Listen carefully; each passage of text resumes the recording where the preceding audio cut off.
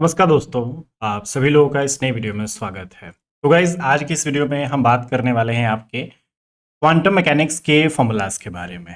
ठीक है, जैसा कि आप सभी जानते हैं हम अपने क्वांटम मैकेनिक्स के फॉर्मूलाज को रिवाइज कर रहे हैं, जो कि आपके सभी एग्जाम के लिए एकदम इम्पॉर्टेंट है।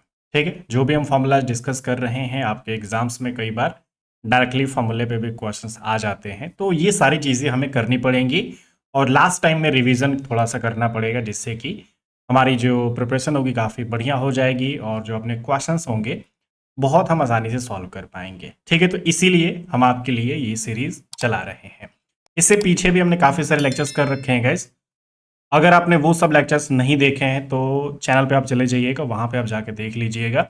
आपका क्वांटम मैकेनिक्स ये हो गया और क्लासिकल मैकेनिक्स भी हम एक सीरीज चला रहे हैं गाइस, उसके भी 5 लेक्चर्स हमने अपलोड कर दिए हैं। ठीक है, तो अगर आपके सिलेबस में क्लासिकल मैकेनिक्स है तो क्लासिकल मैकेनिक्स आप देख लीजिए, लेकिन अगर आपके सिलेबस में क्वांटम मैकेनिक्स है तो क्वांटम मैकेनिक्स भी देख लीजिए। इसी तरीके से हम सारे सब्जेक्ट यहाँ पे कवर करेंगे। ठीक है, तो चलिए वीडियो को स्टार्ट करते हैं। वीडियो को आप लोग लाइक कर दीजिएगा।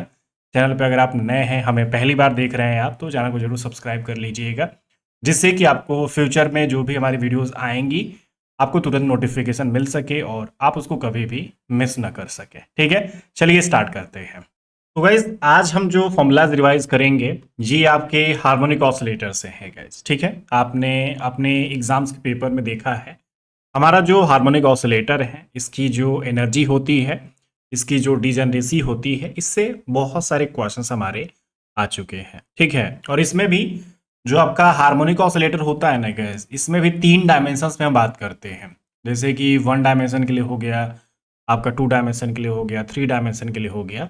ये सारी चीज़ें हमारे लिए इंपॉर्टेंट है। ठीक है, और उसमें भी जैसे कि हम अपने 2 डायमेंशन और 3 डायमेंशन में होते हैं, तो वहाँ पे जो आपका हार्मोनिक ऑसिलेटर होता है उसके भी दो पार्ट हो जाते हैं, एन आइसोट्रोपिक हार्मोनिक ऑसिलेटर और आइसोट्रोपिक हार्मोनिक ऑसिलेटर। तो ये सब चीज़ों को थोड़ा सा ध्यान रखना पड़ेगा। सबसे पहले हम 1 डायमेंशन में देखते हैं गैस, हमारे पास 1 डायमेंशन में जो पोटेंशियल एनर्जी होती है, आप देख सकते हैं हार्मोनिक ऑसिलेटर के लिए V X is equal to half K X square. ठीक है, यहाँ पे जो आपका के है इसको आप चाहो तो अपना सिंपल हार्मोनिक मोशन के लिए जो अपना स्प्रिंग कांस्टेंट होता है या फिर जो फोर्स कांस्टेंट होता है वो आप बोल सकते हैं, और इसकी जगह पे जो वैल्यू होती है के की वो हमारा एम ओमेगा स्क्वायर होता है। ठीक है, हमने ये भी बात कर रखा है गैस, आपका जो ओमेगा होता है under root A by M, हमने इसको पढ़ रखा है बढ़िया से, इस पे कई सारे एप्लीकेशन पे हमने सॉल्व कर रखे हैं। ठीक है, तो हमने इसी को यहाँ पे यूज कर लिया है। तो ये आपका पोटेंशियल एनर्जी है अगर हम 1 डायमेंशन में होते हैं और हमारा एक पार्टिकल है जिसके पास मास m है। ठीक है, तो आप इसको थोड़ा सा देख सकते हैं। यहाँ पे जो आपका ओमेगा है गैस वो आपके हार्मोनिक ऑसिलेशन की एंगुलर फ्रिक्वेंसी हो जाती है, तो ओमेगा हम बार बार यहाँ पे यूज करेंगे। अभी फिलहाल हम 1 डायमेंशन की बात कर रहे हैं तो इसलिए नॉर्मली हम ओमेगा लेके चल रहे हैं, लेकिन जैसे ही 2 डायमेंशन में जाएंगे, 3 डायमेंशन में जाएंगे, तो ये जो आपका एंगुलर फ्रिक्वेंसी होगा अपने हार्मोनिक ऑसिलेशंस के, वो भी आपका बढ़ेगा गाइस। जैसे कि अभी ओमेगा है, तो अगर 2 डायमेंशन में जाते हैं तो वहाँ पे ओमेगा एक्स ओमेगा वाई होगा, 3 डायमेंशन में जाएंगे तो आपके पास ओमेगा एक्स ओमेगा वाई और ओमेगा जेड हो जाएगा। तो इस तरीके से हमारे पास क्वेश्चंस बनेंगे। ठीक है, तो ये आपका पोटेंशियल एनर्जी है। अगर इसी पोटेंशियल एनर्जी को अपने श्रोडिंगर वेव इक्वेशन में हम यूज करें तो आपके पास जो श्रोडिंगर वेव इक्वेशन होगा ना गैस, कुछ ऐसा हो जाता है। ये इक्वेशन कहाँ से आया है, हमने आपको बता रखा है gas, H psi is equal to E psi. ठीक है, ये जो भी आपका हैमिल्टोनियन ऑपरेटर है इसको अगर हम रख देते हैं, मान लीजिए 1 डायमेंशन की बात कर रहे तो बस ऐसा मैंने कर दिया है गैस। ठीक है, plus V psi is equal to E psi. तो वही ये v की जगह पे मैंने ये जो हाफ के एक्स स्क्वायर है या फिर half M omega square X square है पुट किया है। ठीक है, तो ये जो अब आपका रिलेशन है कुछ ऐसा हो जाएगा। देखिए मैंने ये जो पोर्शन यहाँ से ये रखा है, ये आपके v की वैल्यू है, साई एक्स आपको दिख ही रहा है। ठीक है, ये जो आपका साई है गैस वेव फंक्शन, ये बस आगे एक्स इसलिए लगाया गया है क्योंकि हम 1 डायमेंशन की बात कर रहे हैं और हमारे पास ये जो लीनियर हार्मोनिक ऑसिलेटर है, जो आपका ऑसिलेशन यहाँ पे हो रहा है बस एक्स डायमेंशन में हो रहा है। ठीक है, तो इसीलिए हम 1 डायमेंशन की यहाँ पे बात कर रहे हैं। तो इसी तरीके से हम अपना जो लैप्लेसियन ऑपरेटर भी है बस एक्स के रिस्पेक्ट में ही यूज कर रहे हैं। ठीक है, जैसे ही हम अपने 2 डायमेंशन में जाएंगे तो ये जो लैप्लासियन ऑपरेटर होगा डेल स्क्वायर अपॉन में डेल एक्स स्क्वायर प्लस आपका डेल स्क्वायर अपॉन में डेल वाई स्क्वायर, जैसा कि हम पहले भी बात कर चुके हैं, मैंने आपको बोला है कि लैप्लासियन ऑपरेटर जो आपका हैमिल्टोनियन ऑपरेटर में होता है, जरूरत के हिसाब से हम उसको बार बार चेंज कर सकते हैं जैसा आपको क्वेश्चन में पूछा जाए। ठीक है, तो ये चीज है आपका श्रोडिंगर वेव इक्वेशन, कुछ ऐसा हो जाता है हार्मोनिक ऑसिलेटर के लिए अगर हम वन डायमेंशन में बात करते हैं। तो उसके बाद अगर हम लीनियर हार्मोनिक ऑसिलेटर के लिए बात करेंगे, जो उसका एनर्जी आइगन वैल्यू होता है वो कितना होता है, E N is equal to N plus one by two H cross omega. ठीक है, यहां पे याद रखिए ये जो हम एच क्रॉस है, आपको मैंने बहुत बार बता रखा है, ये आपका रिड्यूस प्लैंक कांस्टेंट होता है जिसकी वैल्यू क्या होती है, एच अपॉन टू पाई। ठीक है, इसको हम एच क्रॉस को क्या बोलते हैं, रिड्यूस्ड प्लैंक कांस्टेंट। ठीक है, ये एच जो होता है प्लैंक कांस्टेंट होता है, और एच क्रॉस जो है या फिर एच कट भी लोग इसको बोलते हैं, तो इसको हम रिड्यूस प्लैंक कांस्टेंट बोलेंगे। ठीक है, यहां पे याद रखिए ये जो आपका एन है, अपना जो प्रिंसिपल क्वांटम नंबर हम जो बोलते हैं, ये वही चीज है गाइस। ठीक है, आपका जो एन की वैल्यू होगी वो आपकी जीरो से स्टार्ट हो सकती है, एन इज इक्वल टू 0 1 2 3, इस तरीके से हम इसके मल्टीपल वैल्यूज यहां पे रख सकते हैं। अगर हम अपने एनर्जी की बात करें, एनर्जी की काफी सारी वैल्यूज हो सकती हैं। अगर मैं एन इज इक्वल टू 0 रखूंगा तो आपके पास एनर्जी की एक वैल्यू आएगी। अगर मैं एन इज इक्वल टू 1 रखूंगा तो यहाँ पे आपके पास जो एनर्जी की वैल्यू होगी वो आपको देखने को मिलेगी। ठीक है, तो जो भी हमारे एनर्जी लेवल्स आएंगे ना गाइस, उनके बीच में जो एनर्जी स्पेसिंग होगी, अगर मेरे पास पहला वाला है एन इज इक्वल टू 0 यहाँ पुट करता हूं, तो मेरा E naught 1 by two H cross omega आएगा। ठीक है, अगर मैं N is equal to 1 put करता हूं तो कितना आ जाएगा guys, 3 by two H cross omega. अगर मैं N is equal to 2 put करता हूं तो यहाँ पे 5 by two H cross omega. तो इनके बीच में जो स्पेसिंग है गाइस, ये देखिए, इससे इसके बीच में जो डिफरेंस है एच क्रॉस ओमेगा है। यहां से यहां तक का जो एनर्जी स्पेसिंग है वो आपका एच क्रॉस ओमेगा है। ठीक है, तो याद रखिए जो भी आपके एनर्जी लेवल्स हैं उनके बीच में जो इक्वल स्पेसिंग है वो आपकी कितनी है, एच क्रॉस ओमेगा होती है। ठीक है, और यहां पे जब हम एन इज इक्वल टू 0 की बात करते हैं गाइस, ये थोड़ा सा एक इंपॉर्टेंट पॉइंट है, क्योंकि जब हम एन इज इक्वल टू 0 रखेंगे तो वो आपका ग्राउंड स्टेट है, या फिर हम ये भी बोल सकते हैं ये आपका सबसे लोएस्ट स्टेट है। तो हम यहाँ पे ये पाते हैं कि अगर हम लोएस्ट स्टेट में होते हैं या फिर ग्राउंड स्टेट में होते हैं तो हमारे पास एनर्जी कुछ ना कुछ देखने को मिलती है, और वो सबसे लोएस्ट एनर्जी क्या है गाइस, आपकी 1 by two H cross omega. तो हमारे जो ग्राउंड स्टेट है या फिर जो लोएस्ट स्टेट है उसमें जो एनर्जी होती है ना गाइस, हमारा एन इज इक्वल टू 0 है लेकिन फिर भी हमें एनर्जी देखने को मिल रही है, तो इसको हम 0 पॉइंट एनर्जी बोलेंगे। ठीक है, क्योंकि हमारा जो एन है एक पॉइंट है, एन हमारा जो है एक स्टेट को रिप्रेजेंट कर रहा है, तो उसकी वैल्यू हमने 0 रखी थी।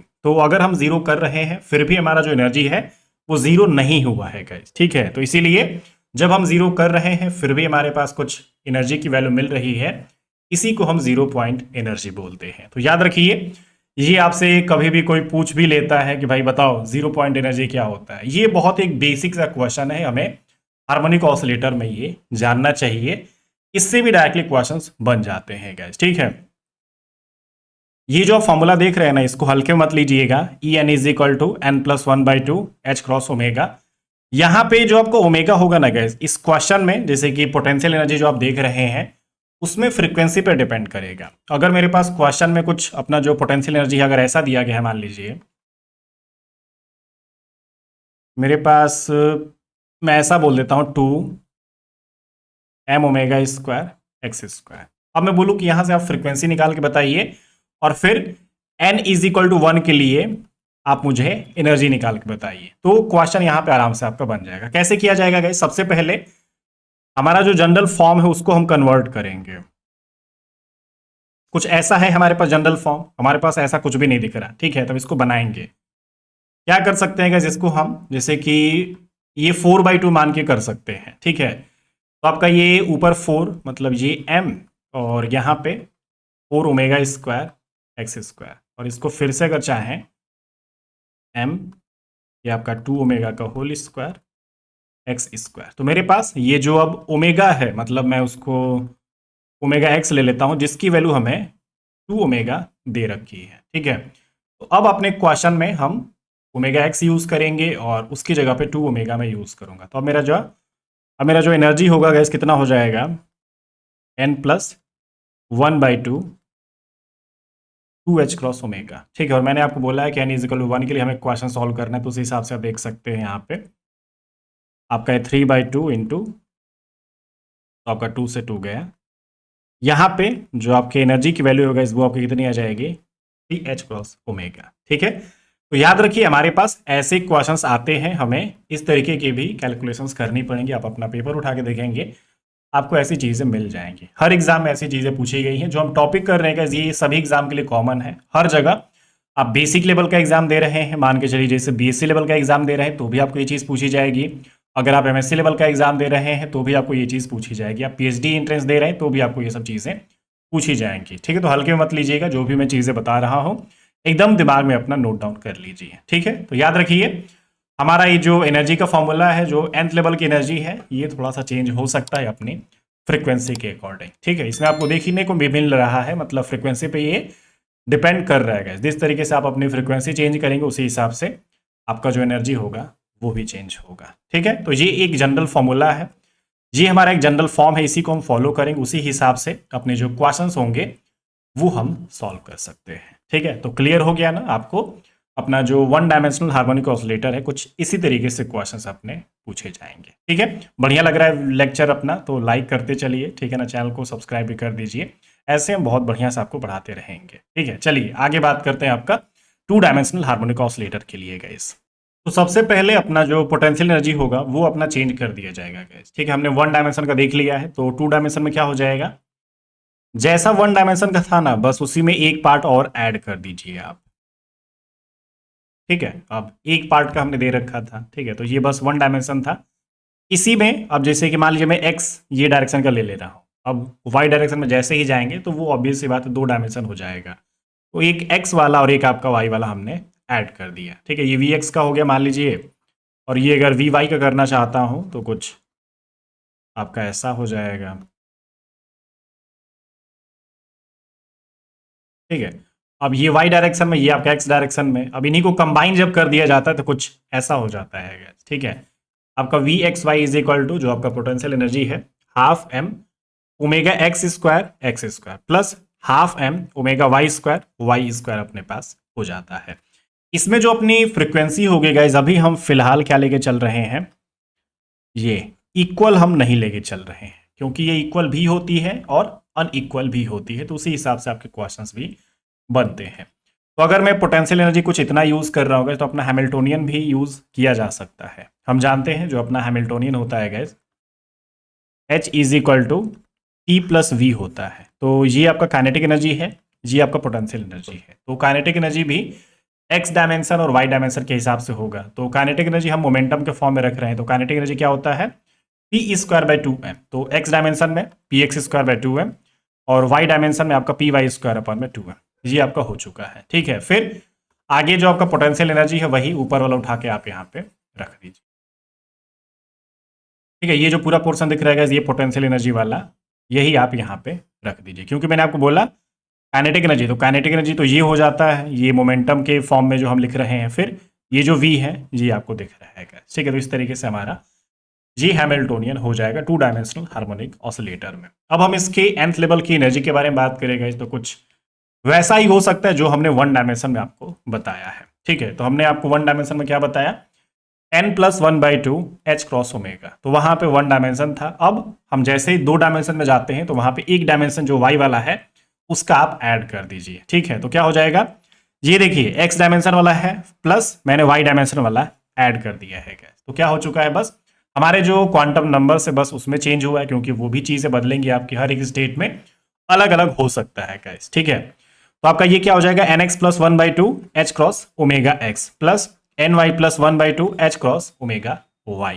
यहाँ पे हमारे जो फॉर्मूला से बहुत इजी है गाइस, अगर हम 1 डायमेंशनल हार्मोनिक ऑसिलेटर को ध्यान में रखें तो उसी के बेस पे देखिए यही जो फॉर्मूला दिख रहा है हम आगे भी वही यूज कर रहे हैं, बस हमने चेंज क्या किया है, आपका n को nx और ny कर दिया है, आपका जो ओमेगा तो उसको हमने ओमेगा x और ओमेगा y कर दिया है। सेम चीज आपका इसको भी हम चाहे तो वैसे ही लिख सकते हैं, जो आपका श्रोडिंगर वेव इक्वेशन है, आपका जो पोटेंशियल एनर्जी है कुछ इसी को बेस रखते हुए हमने वहां पे देखा है गाइस, ठीक है। तो याद रखिए हमें कंफ्यूज बिल्कुल भी नहीं होना है, चीजें हमारी बहुत आसान है गाइस।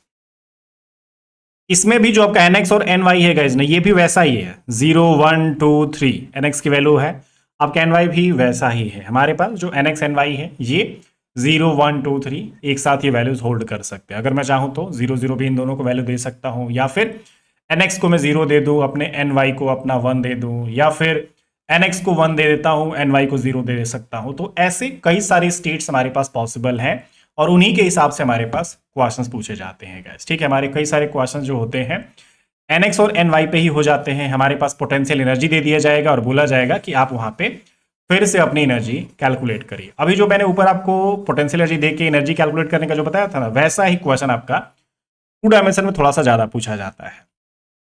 आपको मैं ऐसा दे दूंगा जिससे कि पोटेंशियल एनर्जी है ½ m omega square X square plus 2m omega square Y square. अब आप देख सकते हैं कि हमारे पास ये जो x वाला है वहां से ओमेगा एक्स की वैल्यू पता चल जाएगी, फिर ये जो y वाला है वहां से ओमेगा वाई की वैल्यू पता चल जाएगी। ठीक है, तो ओमेगा एक्स और ओमेगा वाई की अगर वैल्यू पता कर लेते हैं तो यहाँ पे रख सकते हैं और अपने एन एक्स एन वाई की जो वैल्यू वहां पे दी जाएगी या फिर बोला जाएगा तो उसका यूज करके अपनी एनर्जी भी कैलकुलेट की जा सकती है। ठीक है, तो क्वेश्चन अब यहां से आसान बनाया जा सकता है गाइस। ठीक है, तो याद रखिए ये हम कब बात कर रहे हैं, जब हमारे पास जो फ्रीक्वेंसीज हैं जब इक्वल नहीं है। अभी ये चीजें अगर चाहूं तो इक्वल भी मैं कर सकता हूं, उस हिसाब से आपका जो क्वेश्चन होगा थोड़ा सा और बन जाएगा, बढ़िया बन जाएगा और आपका जो फॉर्मूला होगा वो भी काफी और आसान बन जाएगा गाइस। ठीक है, देखिए क्या हो सकता है। पहले तो आप ये कॉन्सेप्ट नोट कर लीजिए, जैसे कि अगर हम फ्रीक्वेंसी की बात करते हैं, हमारे जितने भी डायमेंशंस हैं, जो भी आपका पार्टिकल है, मान लीजिए कई सारे डायमेंशंस में अगर वो मूव कर रहा है, तो जितनी भी डायमेंशंस में जा रहा है, अगर उसके पास इक्वल फ्रीक्वेंसी होती है तो आपके पास एक अलग वो कॉन्सेप्ट यूज होगा। अगर उसके पास इक्वल फ्रीक्वेंसी नहीं होती हर डायरेक्शन में, तो वहां पे आपका अलग कॉन्सेप्ट यूज किया जाएगा। ठीक है, तो क्या होता है, अगर हमारे पास ओमेगा एक्स और ओमेगा वाई बराबर नहीं होते, मतलब कि हमारे जो दोनों डायमेंशंस है, दोनों जो डायरेक्शंस हैं, उन पे आपकी फ्रीक्वेंसी इक्वल नहीं है। ठीक है, तो इस टाइप के जो हार्मोनिक ऑसिलेटर हैं इनको हम एन आइसोट्रोपिक हार्मोनिक ऑसिलेटर बोलते हैं। तो क्वेश्चन ऐसा भी आता है हमारे पास एन आइसोट्रोपिक हार्मोनिक ऑसिलेटर या फिर एन आइसोट्रोपिक मीडियम भी लिखा जा सकता है गाइस। ठीक है, अगर मैं एन आइसोट्रोपिक मीडियम की बात करता हूं तो एक ऐसा मीडियम होता है जहां पे जितने भी डायरेक्शंस हैं, जितने भी डायमेंशंस हैं, वहां पे आपकी फ्रीक्वेंसी इक्वल नहीं होती है, अनइक्वल होता है आपका फ्रीक्वेंसी हर डायरेक्शन में। तो ये आपका एन आइसोट्रोपिक हार्मोनिक ऑसिलेटर बोला जाएगा। लेकिन अगर मैं फ्रीक्वेंसीज जितने भी हैं उनको मैं अगर इक्वल कर देता हूं तो वो जो आपका हार्मोनिक ऑसिलेटर होता है गाइस आइसोट्रोपिक हो जाता है वो। ठीक है, तो आइसोट्रोपिक आपका फ्रीक्वेंसीज उसमें सारी की सारी इक्वल होती हैं और एन आइसोट्रोपिक जिसमें की फ्रीक्वेंसीज आपकी इक्वल नहीं होती। तो ऐसे भी क्वेश्चंस आते हैं गाइस। अब देखिए जो भी हमने ऊपर आपको बताया, ये अगर फ्रीक्वेंसी इक्वल नहीं थी तब आप ऐसा करेंगे, लेकिन अगर मैं इनको इक्वल कर देता हूं, मतलब कि अब आइसोट्रोपिक मीडियम की बात कर रहा हूं। ठीक है, तो ये जो भी आपने फॉर्मूलाज देखे गए ये सारे के सारे आपके किसके हैं, आपके ये एन आइसोट्रोपिक हार्मोनिक ऑसिलेटर के हैं। ठीक है, तो आप इसको ये भी रख सकते हैं 2 डायमेंशनल हार्मोनिक ऑसिलेटर या फिर 2 dimensional N isotropic harmonic oscillator. और ये सारे आपके कॉन्सेप्ट हो जाते हैं, जो आपका हैमिल्टोनियन हो गया, जो आपका यहाँ पे पोटेंशियल एनर्जी हो गया और आपका जो एनर्जी है वो हो जाता है। ठीक है, हमारे पास ये जो E N X N Y है इसको आप चाहो तो ई एन भी रख सकते हैं, क्योंकि हमारा एन एक्स और एन वाई एन से ही आपका मिलके बना है गाइस। ठीक है, हमने एन को ही पार्ट किया है, या फिर एन एक्स एन वाई जो है कंबाइन होके हमारा टोटल जो nth लेवल है वो फॉर्म करते हैं। तो इस तरीके से हमें क्वेश्चंस पूछे जाएंगे। ठीक है, तो अब देखिए अगर हम फ्रीक्वेंसीज को इक्वल कर देते हैं या फिर आइसोट्रोपिक हार्मोनिक ऑसिलेटर की बात करते हैं, तो देखिए क्या हो जाता है, आपका जो फ्रीक्वेंसी होगा, जो पोटेंशियल एनर्जी है बेसिकली, ठीक है, फ्रीक्वेंसी इक्वल हो चुकी है तो ओमेगा एक्स और ओमेगा वाई हमारा इक्वल हो चुका है और उसकी जगह पे हमने ओमेगा रख दिया है तो कॉमन हो जाएगा गैस। ठीक है, तो आपके पास ये जो रिलेशन है देखिए कितना हो जाएगा, ½ m omega square X square plus Y square. ये एक बार मैं बता देता हूं कैसे हुआ है। देखिए हमारे पास जो पोटेंशियल एनर्जी था गैस कुछ ऐसा था,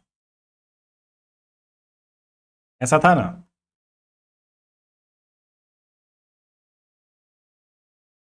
अब मैं ये जो ओमेगा एक्स और ओमेगा वाई है इनको बराबर कर दिया हूं और उनकी जगह पे ओमेगा रख दिया हूं। ये कुछ ऐसा हो जाएगा, कॉमन हो सकता है ना गैस। अब ½ m ओमेगा स्क्वायर कॉमन हो जाएगा। ठीक है, हमने यहाँ पे क्या किया था,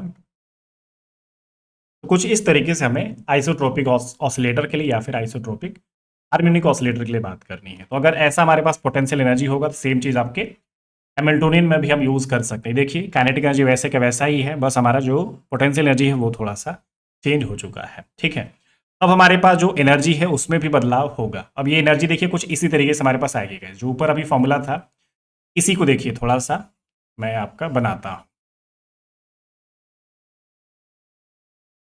हमारा जो फॉर्मूला था, मान लीजिए एन लिख देता हूँ यहाँ पे, N X plus 1/2 H cross omega X. ठीक है, प्लस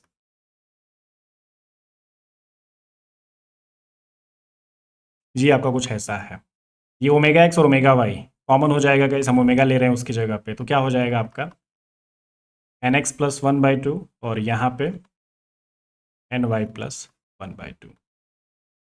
जी आपने ऐसा कर दिया, तो अब आपका जो फॉर्मूला है कितना हो जाएगा, एन एक्स प्लस,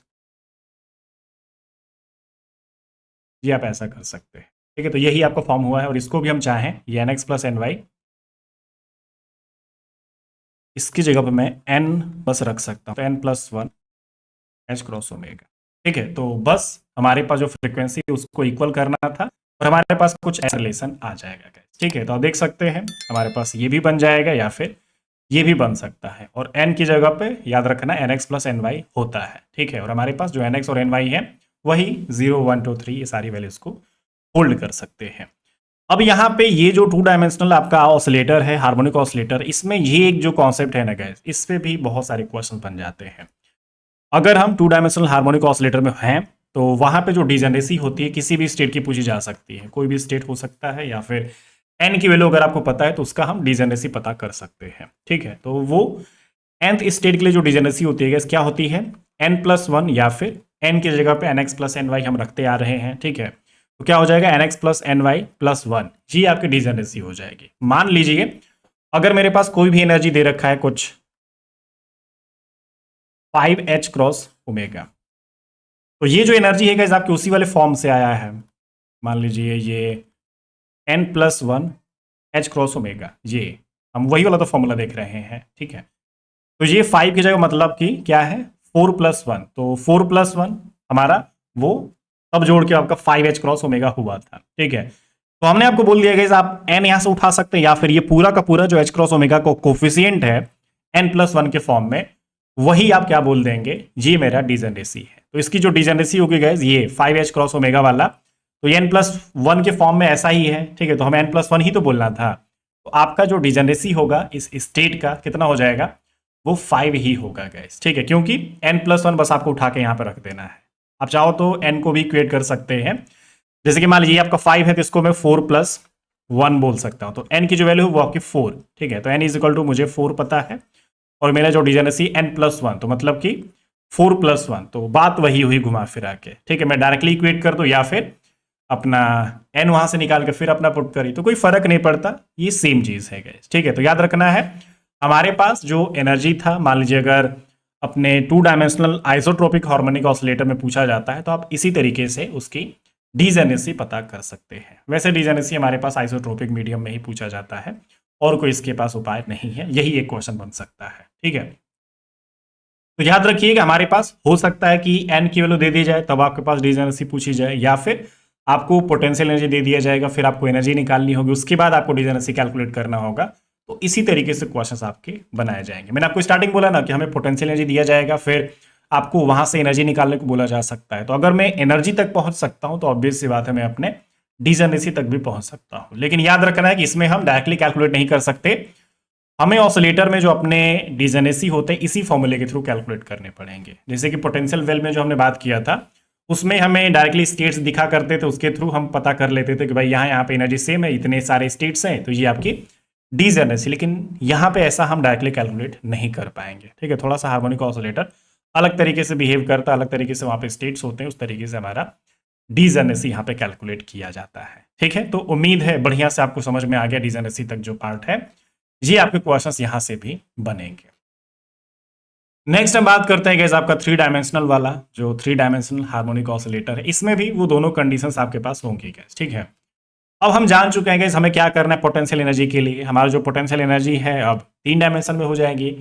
आपका एक्स वाला हो गया, वाई वाला हो गया और आपका जेड वाला हो गया। अगर मैं इनके जो फ्रीक्वेंसीज अगर इक्वल नहीं रखता हूं तो ये आपका एनआइसोट्रोपिक ऑसिलेटर हो जाएगा। तो इसमें हमने क्या किया है, फ्रीक्वेंसीज को इक्वल नहीं रखा है। तब आपके पास ये वाला कॉन्सेप्ट है, उस हिसाब से आपका एनर्जी भी बनाया जा सकता है। ठीक है, हमारे पास जो एक एक डायमेंशन की हमने एनर्जी जो बनाई थी उसी को 3 डायमेंशन के लिए कर देते हैं। तो एक आपका एक्स वाला, वाई वाला और ये आपका जेड वाला। फॉर्मूला आपका सेम है guys, N X plus 1/2 H cross omega X, N Y plus 1/2 H cross omega Y plus N Z plus 1/2 H cross omega Z. तो फॉर्मूला हम पीछे वाला ही फॉलो करते आ रहे हैं, बस हम एक एक करके डायमेंशंस को बस बढ़ा रहे हैं गाइस। ठीक है, तो उसी हिसाब से आपके क्वेश्चंस बस आसानी से सॉल्व हो जाएंगे। तो ये आपका जब फ्रीक्वेंसी इक्वल नहीं थी तो हमने इसके लिए देखा एन आइसोट्रोपिक हार्मोनिक ऑसिलेटर के लिए। लेकिन जब हम अपनी फ्रीक्वेंसी को चाहे तो इक्वल भी कर देते हैं तब आपके पास क्या होगा गाइस, ये आइसोट्रोपिक हार्मोनिक ऑसिलेटर हो जाएगा। इसमें हमने क्या कर देना है, बस आपका जो फ्रीक्वेंसी बस इक्वल कर दीजिए और इसकी जगह पे ओमेगा रख लीजिए, तो हो गया आपका काम। अब आपके पास जो पोटेंशियल एनर्जी है गाइस कितना हो जाएगा, हाफ एम ओमेगा स्क्वायर आपका X square plus Y square plus Z square. जैसा कि हमने 2 डायमेंशन का बताया था, इसमें बस एक हमने जेड वाला डायरेक्शन यहाँ पे ऐड कर दिया, बस अपना काम हो चुका है। ठीक है, फिर अब जो भी यहाँ पे फ्रीक्वेंसी थी गई बस मैंने अगर इक्वल कर दिया तो इस हिसाब से N X plus 1/2, N Y plus 1/2, N Z plus 1/2 ये आपके पास हो जाएगा। तो 1/2 आपका 3/2 कर देता है और ये N X plus N Y plus N Z, और इन तीनों में से यहाँ से एच क्रॉस ओमेगा कॉमन हो गया था तो यही आपको बाहर दिख रहा है। ठीक है, तो इसकी जगह पे आपका ये एक सिंपल सा फॉर्मूला आपको मिल जाता है। और इनकी जगह पे अगर चाहें N X plus N Y plus N Z, फिर से हम अपना एन रख सकते हैं गाइस। ठीक है, तो ये आपका क्या हो जाएगा, N plus 3/2 H cross omega. तो ये हमारा किसके लिए फॉर्मूला है, आपका एन आइसोट्रोपिक जो हार्मोनिक ऑसिलेटर था उसका तो ये वाला है, लेकिन ये वाला आपका आइसोट्रोपिक हार्मोनिक ऑसिलेटर के लिए है गाइस। ठीक है, तो अगर आप कभी भी जैसे कि n+1/2 अगर ये आप देखते हैं तो ये आपको पता होना चाहिए। अगर आप n+1 एच क्रॉस ओमेगा ये देख रहे हैं तो ये भी आपको पता होना चाहिए। और अगर आप n+3/2 ये देख रहे हैं तो ये भी पता होना चाहिए। ठीक है, अगर कोई ऐसा लिखता है तो ये मत बोल दीजिएगा कि मैं तो बस यही पढ़ा, ये सब आपके गलत है। ऐसा नहीं है, ये अलग अलग उसके एप्लीकेशंस हैं। ठीक है, हमें बहुत बार मतलब देखा है मैंने, जब थोड़ा सा आप कम पढ़े होते हैं, मतलब आपने थोड़ा सा ज़्यादा नहीं पढ़ा है, तो ऑब्वियस सी बात है आपने बस यही फॉर्मूला देखा होगा तो आपको लगेगा कि यार इसके अलावा थोड़ी कोई फॉर्मूला होता है। लेकिन जितना आपने पढ़ा वो इनफ थोड़ी है, उससे भी तो ज़्यादा चीज़ें होती हैं। ठीक है, तो बहुत सारे लोगों को मैंने बहस करते हुए इस पर सुना है, कोई अपना n+1/2 एच क्रॉस ओमेगा पे ही बहस करने लगते हैं सब। ठीक है, लेकिन ये सब फॉर्मूलाज भी इसके पॉसिबल हैं, n+1 वाला भी और n+3/2 वाला भी। तो हमने इसको डराइव भी करके आपको बताया कि किस तरीके से ये आपका पॉसिबल हो सकता है। ठीक है, और इसका जो सबसे ज्यादा इंपॉर्टेंट चीज है वो आपका डीजेनरेसी। थोड़ा सा जो आपका आइसोट्रोपिक ऑसिलेटर है 3 डायमेंशन में, इसका डीजेनरेसी का फॉर्मूला अलग होता है। वो क्या है, 1/2 n+1 n+2। ठीक है, याद रखिएगा डीजेनरेसी को हम डायरेक्टली चाहे तो स्मॉल जी से रिप्रेजेंट कर सकते हैं। और ये फॉर्मूला क्या है, n+1, ये आपको बस n की वैल्यू अगर पता चल जाएगी ना गाइस तो आप आराम से यहाँ पे डीजेनरेसी कैलकुलेट कर सकते हैं। आप ये जो n की वैल्यू अपनी एनर्जी से भी लेके आ सकते हैं। एनर्जी अगर आपको पता रहेगी तो वहां से n की वैल्यू आप निकाल लीजिए, फिर n की वैल्यू इसमें रख के अपनी डीजेनरेसी बता दीजिए। ठीक है, तो इसी तरीके से हमारे क्वेश्चन सारे के सारे सॉल्व हो जाएंगे और हमें आराम से जो अपने मार्क्स हैं वो मिल जाएंगे। ठीक है, तो उम्मीद है हमने जो भी आपको चीज़ें बताई है सब कुछ समझ में आ गया है। वीडियो बढ़िया लगी है तो वीडियो को लाइक कर दीजिएगा। चैनल पर अगर आप नए हैं तो चैनल को सब्सक्राइब कर दीजिएगा। और कुछ भी अगर डाउट होगा तो बताइएगा कि कहाँ पे डाउट है, कुछ भी अगर कंफ्यूजन होगी तो पूछ लीजिएगा गाइस आप लोग। ठीक है, चलिए मिलते हैं आपसे अगली क्लास में, इससे भी बढ़िया बढ़िया आपके फॉर्मूलास को हम डिस्कस करेंगे। ठीक है, थैंक यू सो मच।